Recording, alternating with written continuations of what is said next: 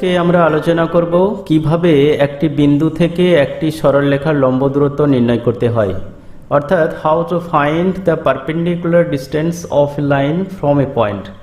আমরা এক্সারসাইজ 4ডির সংক্ষিপ্ত উত্তরধর্মীর অঙ্কগুলো দিয়েই শুরু করব। প্রথম অঙ্কে চলে আসি।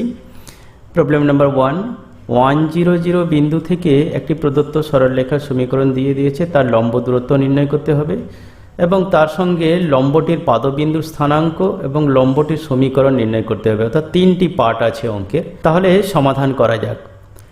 আচ্ছা, প্রথমত আমি একটা ছবি এঁকে নিই। ধরো যে অঙ্কটি দেওয়া আছে সেই অঙ্কের সঙ্গে সামঞ্জস্য রেখে এই চিত্রটি আমরা এই পয়েন্টটা দিলাম পি। এখানে 100 পয়েন্ট আছে। এই এবি একটি সরলরেখা, যে সরলরেখাটা আমি ইন্ডিকেট করে দিয়েছি, এই সরলরেখাটা এই পয়েন্ট থেকে এই সরলরেখার উপর যদি লম্বটা নিই সেটা আমি পিএল বললাম। তাহলে এই পিএল ডিস্টেন্সটা বের করতে হবে, এল বিন্দুর স্থানাঙ্ক বের করতে হবে এবং পিএল এই লম্বের যে সমীকরণ হয় সেটা নির্ণয় করতে হবে। তাহলে আমরা প্রথমে যেটা করব সেটা হলো কি, যে সমীকরণটা দেওয়া আছে এটা আমরা ধরে নিই দিস ইজ ইকাল টু আর, এবং এই এল পয়েন্টটা আমরা ধরে নিই, এই এল পয়েন্টটা প্যারামেট্রিক ফর্ম যেগুলো আমরা পাই সেটা তোমরা জানো, 1 + 2r, -1 -3r, -10 + 8r। আমরা এইখান থেকে কিন্তু এটা পেলাম। এরপর যেটা বের করব সেটা হলো কি ডাইরেকশন রেশিওস, অর্থাৎ কি এই পিএল এর যে ডাইরেকশন রেশিও হয় তোমরা জানো যে এই পয়েন্ট থেকে যদি এই পয়েন্টগুলো বাদ দিয়ে দিই তাহলে ডাইরেকশন রেশিও পেয়ে যাই। তাহলে এখানে ডিআরটা কি পাবো আমরা, এইখান থেকে পরপর বিয়োগ করে দিই, তাহলে এটা হয়ে যাবে 2r, -1 -3r, -10 + 8r। এইবার দেখো যে এই পিএল আর এবি পরস্পরের লম্ব। এই এবি সরলরেখার যে ডাইরেকশন রেশিওগুলো সেগুলো হলো কি 2, -3 আর 8। তোমরা একটু লক্ষ্য করবে যে এই পিএল আর এবি সরলরেখা দুটি পরস্পর লম্ব। তাহলে এই দুটি ডিআর যে পেলাম, এইটা হলো পিএল এর ডিআর আর এবির ডিআর হলো, এটা হলো কি ডিআর অফ এবি। তাহলে এই দুটো ডিআর এর সাহায্যে আমরা পাই 2 × 2r -3 × -1 -3r + 8 × -10 + 8r। This is equal to 0। তাহলে এখান থেকে আমরা যদি আর এর ভ্যালুটা বের করি সেটা হয় 4r + 3 + 9r -80 + 64r। This is equal to 0। It implies 77r is equal to 77. It implies r is equal to 1 হয়ে গেল। তাহলে এই পাদবিন্দুর যে স্থানাঙ্ক এল এর স্থানাঙ্ক কি আর, যদি আমরা এইখানে বসিয়ে দিই তাহলে পাদবিন্দুর স্থানাঙ্কটা কিন্তু পেয়ে যাব। তাহলে পাদবিন্দুর স্থানাঙ্ক হয়ে গেল 3 -4 -2। এই আরটা যদি আমরা এইখানে বসিয়ে দিই তাহলে আমরা কিন্তু পেয়ে যাই। এরপর আমরা যেহেতু এই দুটো পয়েন্ট পেয়ে গেলাম, এই একটা পয়েন্ট দেওয়া আছে আর এই পয়েন্টটা আমরা এক্ষুনি পেলাম, তাহলে দুটি বিন্দুর মধ্যে দূরত্ব আমরা যদি বের করি পিএল, এই দূরত্বটা হবে অর্থাৎ লম্ব দূরত্ব। তোমরা দূরত্বের সূত্র জানো, পিএল = √of।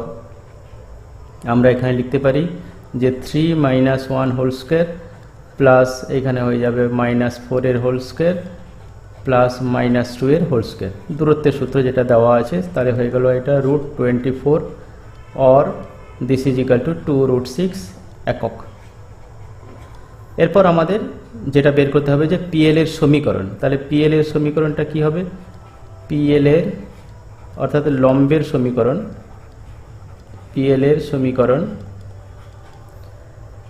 এটা আমরা বের করব। যেহেতু 100 বিন্দুগামী তাহলে আমরা এখানে লিখব x - 1 / y - 0 / z - 0 এখন ডিআর আমাদের অলরেডি এখানে বের করে রেখেছি ইন টার্মস অফ আর। আর এর ভ্যালুটা আমরা এখানে পেয়ে গেছি r = 1।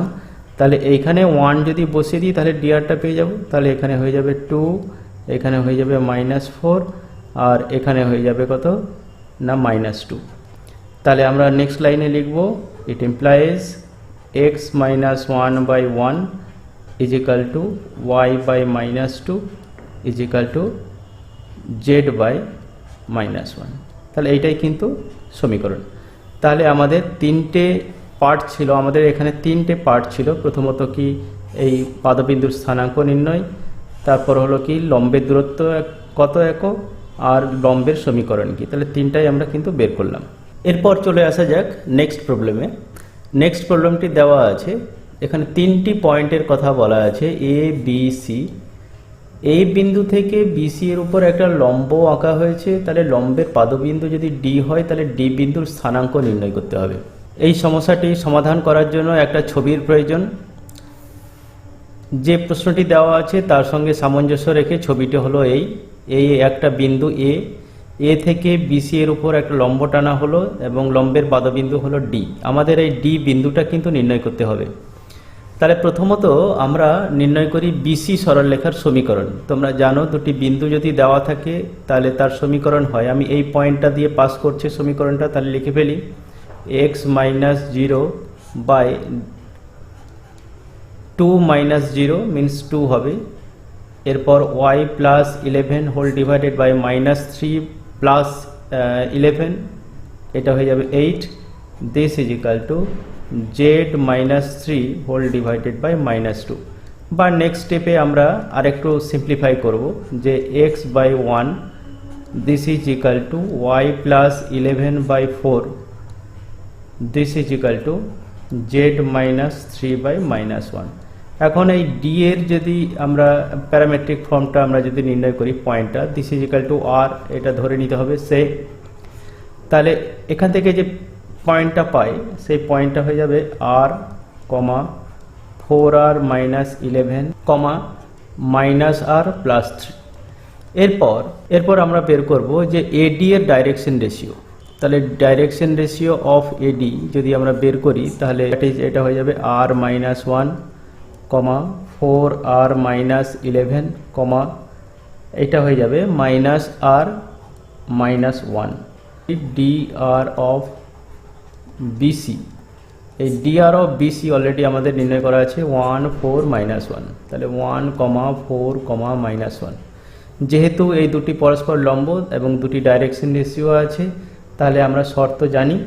তাহলে আমরা এখানে লিখে দিচ্ছি যেহেতু এডি পারপেন্ডিকুলার টু বিসি, অতএব আমরা এখানে লিখছি r minus 1 plus 4 into 4r minus 11 plus minus 1 into minus r minus 1 this is equal to 0।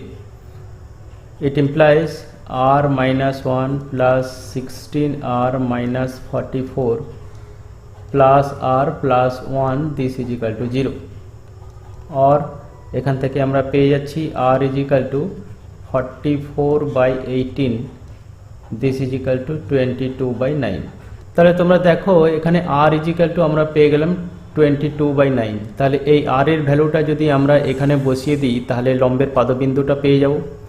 তাহলে ডি পয়েন্টটা যদি আমরা এখানে বসিয়ে দিই আর এর ভ্যালু, তাহলে ডি পয়েন্টটা হবে 22 বাই 9 কমা দেখবে এটা মাইনাস 11 বাই 9 হবে কমা 5 বাই 9 হবে। তাহলে এইটাই কিন্তু আমাদের চেয়েছে উত্তর। এরপর প্রবলেম নাম্বার 5, পি একটি পয়েন্ট যেখান থেকে এই সরলরেখার উপর অঙ্কিত লম্বের পাদবিন্দুর স্থানাঙ্ক এবং তার সমীকরণ, এই লম্বের সমীকরণ বের করতে হবে। তাহলে আমরা প্রথমে ছবিটা একটু কনসিডার করি। ধরলাম প্রশ্ন অনুযায়ী ছবিটা হলো কিন্তু এইটা। এখানে বলে দেওয়া আছে পি পয়েন্টটা আছে এখানে, এই সরলরেখার সমীকরণটা আমি ধরলাম এবি এবং লম্বের যে পাদবিন্দু সেটাকে ধরলাম কি এল। প্রথমত আমরা পি যে পয়েন্টটা আছে এর যে ভেক্টর ফর্ম হয় সেই ভেক্টর ফর্মটা আমরা একটু লিখে ফেলি। তাহলে ভেক্টর ফর্মটা হবে কি minus I cap plus 3j cap plus 2k cap. এবং এই এল পয়েন্টটা একটা ভেরিয়েবল পয়েন্ট আমরা ধরে নিলাম, এইটা হলো কি ভেরিয়েবল পয়েন্ট। এরপর আমরা পিএল ভেক্টরটা নির্ণয় করব, যেটা তোমরা জানো কিভাবে নির্ণয় করতে হয়। পিএল মানে পজিশন ভেক্টর অফ এল, এটা লিখছি আমি 2j cap plus 3k cap plus t into 2i cap plus j cap plus 3k cap minus of this vector minus ik cap minus I cap plus 3j cap plus 2k cap। তোমরা এই স্টেপগুলো সবাই carefully বাড়িতে কিন্তু দেখবে। এখন যেহেতু PL আর AB পরস্পর লম্ব, যেহেতু PL লম্ব AB, তাহলে আমরা জানি যে এদের ডট প্রোডাক্ট 0 হবে। এই AB কোন ভেক্টরের প্যারালাল না এই ভেক্টরের প্যারালাল, তাহলে এই ভেক্টর আর এই ভেক্টর এর ডট প্রোডাক্টটা 0 হবে। আমরা এখান থেকে লিখতে পারি যে 2 × 1 + 2t plus 1 × -1 plus t plus 3 × 1 plus 3t this is equal to 0। তাহলে আমরা এখানে যেটা পাবো this implies 14t plus 4 this is equal to 0, it implies t is equal to -2/7। এই 2/7 পেয়ে গেলাম t, তাহলে t এর ভ্যালুটা যদি আমরা এখানে পুট করে দিই t এর ভ্যালুটা, তাহলে আমরা কিন্তু l পয়েন্টটা পেয়ে যাব। তাহলে আমরা লম্বের পাদবিন্দুর মানে l পয়েন্টটা আমরা যদি নির্ণয় করি, তাহলে l পয়েন্টটা দেখো তোমরা কেমন করে করি। 2j plus 3k, t এর ভ্যালুটা আমি এখানে বসাচ্ছি -2/7 into 2i plus j plus 3k, এটা বসিয়ে দিলাম। তাহলে এটাকে যদি সিম্পলিফাই করি, তাহলে এটা হয়ে যাবে, দেখবে তোমরা -4/7i plus 12/7j plus 15/7k। আর যদি কার্টেসিয়ান ফর্মে নির্ণয় করতে চাও, তাহলে বিন্দুটা অবশ্যই এইভাবে লিখবে -4/7, 12/7, 15/7। এরপর আসা যাক PL সমীকরণ। এই PL এর সমীকরণ, এই সমীকরণটা আমরা নির্ণয় করব যে PL এর ইকুয়েশনটা, যেহেতু এই বিন্দুগামী, তাহলে আমরা একদম যে ভেক্টর ফর্ম হয় ইকুয়েশনের r = আমরা এখানে লিখে দিই যে -i cap plus 3j cap plus 2k cap, যেহেতু এই বিন্দুগামী, প্লাস আমরা এখানে একটা r দিয়ে দিই, সাপোজ একটা স্কেলার, অথবা তোমরা এটাকে প্যারামেট্রিক বাস্তব প্যারামিটার বলতে পারো। এরপর তোমরা লক্ষ্য রাখবে যে PL অলরেডি আমরা এখানে বের করে রেখেছি।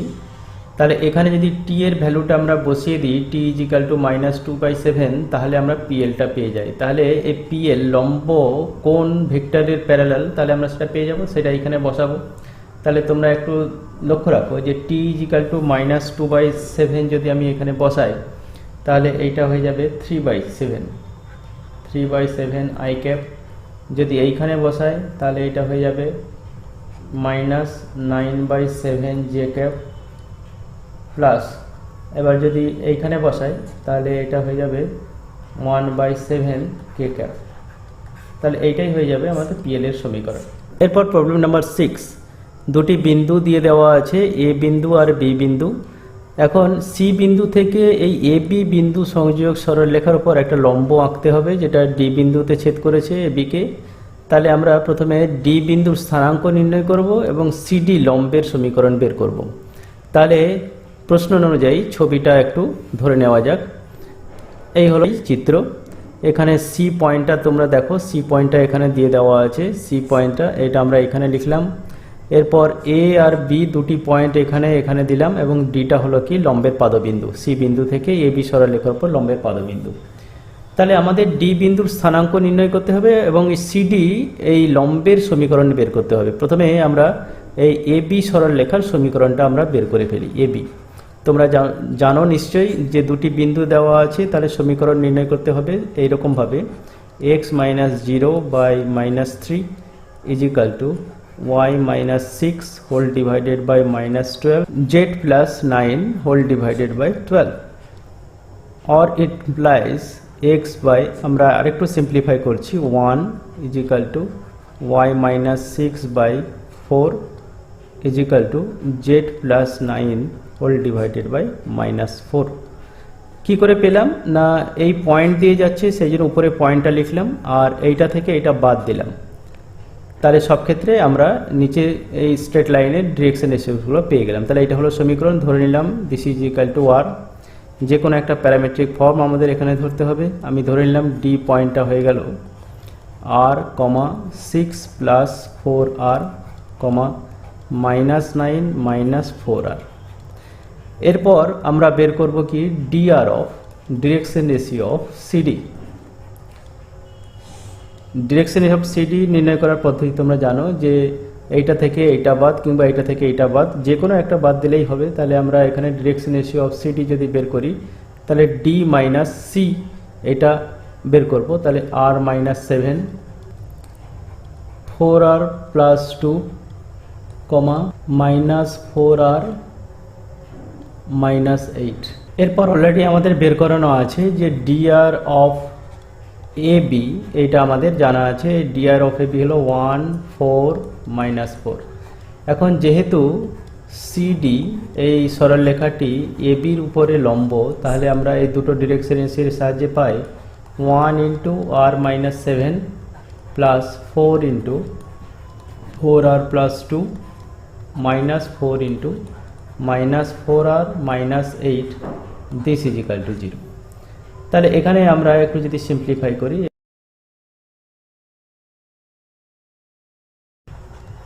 অর্থাৎ this implies r is equal to -1।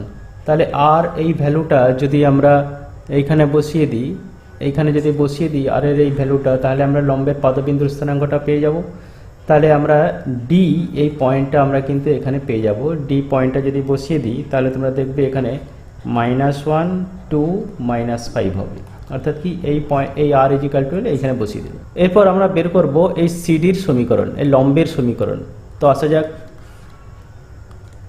Equation of CD is x minus 7 আর এখানে ডাইরেকশন রেশিও হবে কত r minus 7, this is equal to y minus 4 whole divided by এই 6 প্লাস 4r মাইনাস 4, তাহলে এখানে হয়ে গেল 4r plus 2 is equal to z plus 1 whole divided by এইটা থেকে এইটা বাদ, তাহলে এটা হয়ে গেল মাইনাস 4r আর এখানে হয়ে গেল কি মাইনাস 8।